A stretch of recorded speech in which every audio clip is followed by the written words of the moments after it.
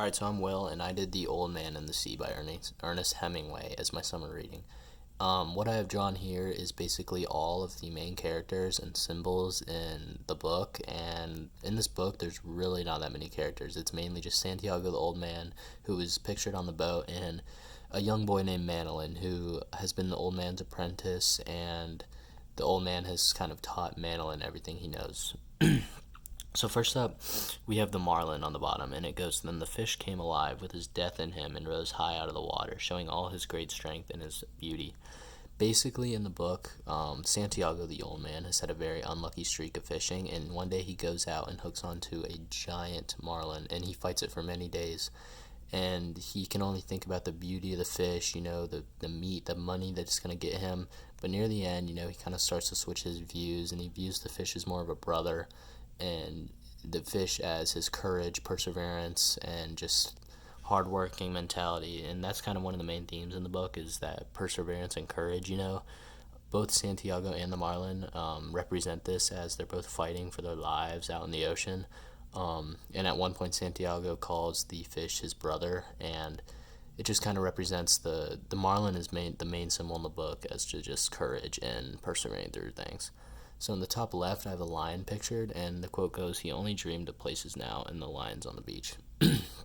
Basically, when he's out on the water, he has to take rest from fighting the marlin, and when he goes to sleep, he dreams of lions. And the prides of lions kind of represent his pride and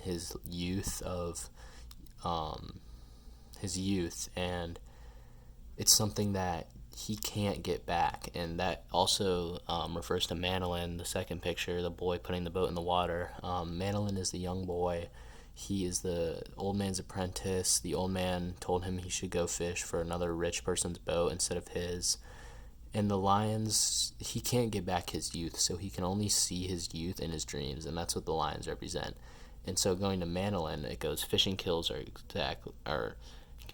me exactly how it keeps me alive. The boy keeps me alive," he thought.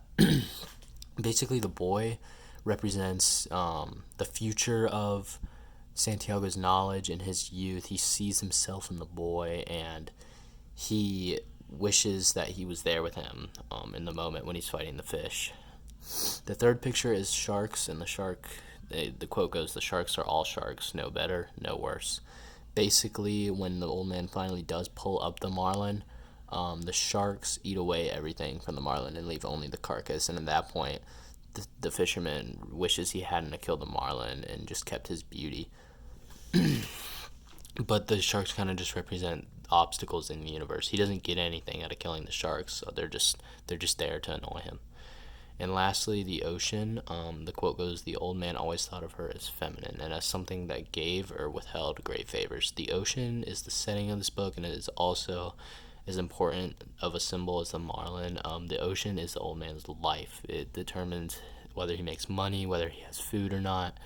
It pretty much is the old man, and the old man depends on the ocean to live. And when he's out in the ocean isolated and it's just him and the ocean, he believes that the ocean can either give him great things or take away great things. And in this case, the ocean gave him the pride and honor of catching the marlin and finally fighting, because the old man, it was his destiny to catch this marlin and reel it up. So the ocean gave him that, but it also withheld the precious meat on the body of the fish.